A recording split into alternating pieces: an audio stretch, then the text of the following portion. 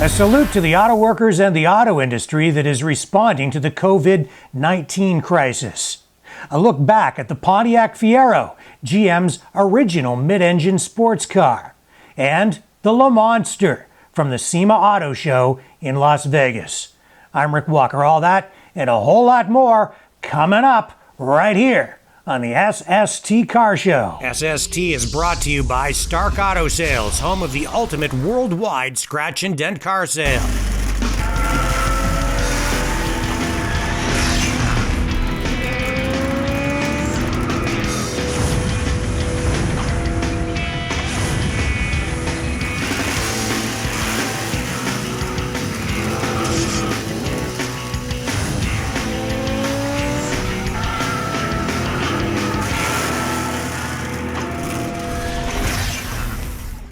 Hi friends, I'm Rick Walker. Welcome to another edition of the SST Car Show. Before we get into anything else today, we want to pause for a moment to salute the auto workers and the auto companies that are stepping up at this time of need to help battle the COVID-19 crisis. North America's auto companies are joining forces with other firms like 3M, GE Healthcare, and others, lending their manufacturing and engineering expertise to escalate production of medical equipment that is urgently needed right now for healthcare workers and first responders as they fight the coronavirus. Ford is assembling more than 100,000 face shields to help medical workers.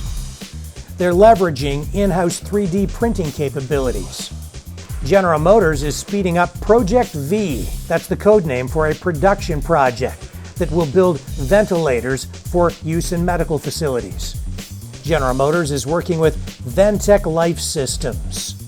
Elon Musk, the man behind Tesla, took to Twitter to tell his followers that his company has discovered an oversupply of ventilators in China.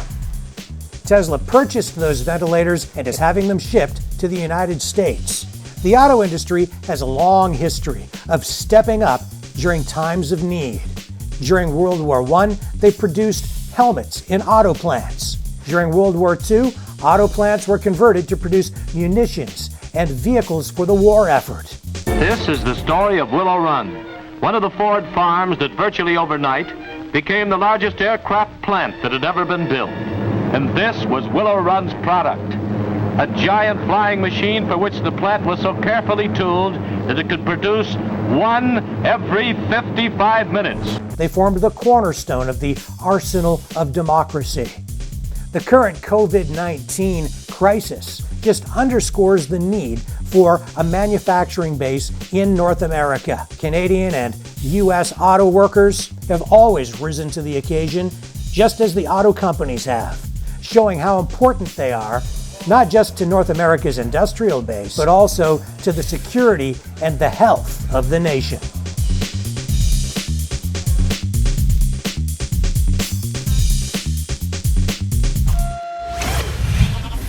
You know, the new mid-engine Corvette is getting a lot of media attention, and justifiably so. It's a big step for Chevrolet and General Motors to put the Corvette onto a mid-engine platform. But it's not the first time General Motors has produced a mid-engine sports car. Let's take a look back now at the original mid-engine sports car from General Motors with Jim Bloombaugh of the Michigan Pontiac Fiero Club. So you're a big Fiero guy, and you've got one behind us here. What is this? Is it a GT? It's an 87 GT. It's got a 2.8 liter V6, pretty much stock except the wheels, which got me in a different classification for a car show one time, but I'll live with it. The GT was sort of the hot version of the Fiero because it had the V6 in it, right? Yes. And mine, I bought it stock just like it is. I've drag raced it. I take it to car shows, do everything I can with it. So, been down a quarter mile a lot of times. Very consistent car. Yeah. My daughter drives it a lot, and she's won a few races with it, so we enjoy doing it. What other differences were there between the stock Fiero, or the four-cylinder versions, and the GT, which had the V6? I don't know. To be honest with you, I'm not up on that too much. I've had both, and I've got one of each right now, but this has a lot more pep to it. The motor sits a little bit differently in there, and it's this is a newer version. The 80, I had an 84, which is a different body style, but this one here is my favorite of all. Yeah. Does it handle any different? Yeah, I think this one handles a lot better. I don't know. I'm not sure what they've done with the suspension. Every year they upgraded it till 1988, and when they got it really good and they could do something with it, then they discontinued it for some reason. So, but they went from 84 to 88, and I've got an 87, and I really enjoy the thing. So. And whenever I see them, the bodies look awesome on them, and I guess that's because of those composite body panels. It's not just metal, right? No. In fact, when you see one, you're not going to find any rust on it unless you look underneath of it or behind the panels, because it's all plastic. Everything's plastic on it. It's got a frame on it. It's got a subframe in the rear where the motor sits. It's a cradle, what it is, they call it. And it bolts up underneath, and that holds the motor. And then they've got steel reinforcements around it. In fact, if you look in the brochures, they have a blow-up of the structure and show where all the body panels fit on there. It's all glued and screwed together, so it's kind of difficult to work on if you have body parts you want to change on it. Now these things are kind of, I guess, representative of the time period, sort of the mid-late 80s, that kind of style, wedgy, lot of lines. People called them kind of commuter vehicles at the time, but I always thought they were more of a sports car, because to me they looked like little Ferraris. Yeah, I think that's where they fit in. I think they were made essentially for a commuter car, sort of like some of the Toyotas and whatnot were, but they've got a real strong following now that for some reason they didn't take off. A lot of it was because the foreign cars were getting better gas mileage and American cars weren't keeping up that way.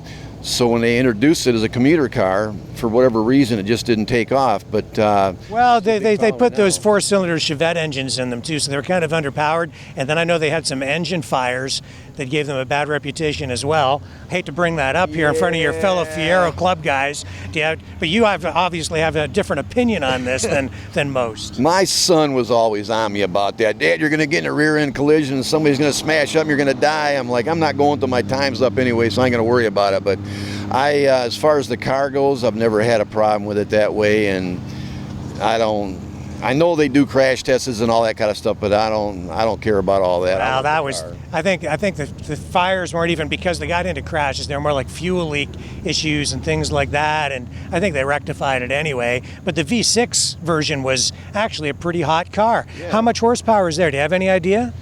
I'm thinking it's somewhere around 150, but it does a quarter mile in 16.5 seconds, which ain't bad for a small car like that with a small engine in it. So it's very consistent, and I drag race mine, so I enjoy the thing. All right. And you're part of a Fiero Club here in Michigan? Yep, the Michigan Fiero Club is what we're in. All right. And if people wanted to see more pictures or find out more about the cars and your club, how could they do that? We have a Facebook page, and we have a website. It's Michigan Fiero Club. Look it up, and you'll find all the information you want. So. All right, that's awesome. Thank you so much for sharing this with us today on our show. Yep. Appreciate it.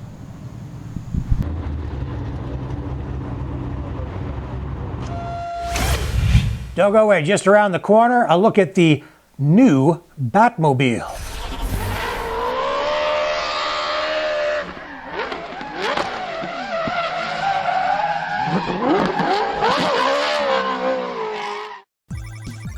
The Super Geeks Pandora Box 11 Plus is the ultimate retro video game system with upgraded computer processor, full high-definition video output for use on modern TVs, arcade-quality backlit buttons and toggles, the most games with over 3,000 8-bit and 16-bit classics, Super Mario, Pole Position, Mario Andretti Racing, and thousands more. Call 1-866-248-1490 or order online at supergeekssuperstore.com. Super Geeks. Watch movies, sports, and TV shows with no monthly fees. Get your Super Geeks Android's TV box. Simply connect to your TV with the supplied HDMI cable and connect to Wi-Fi.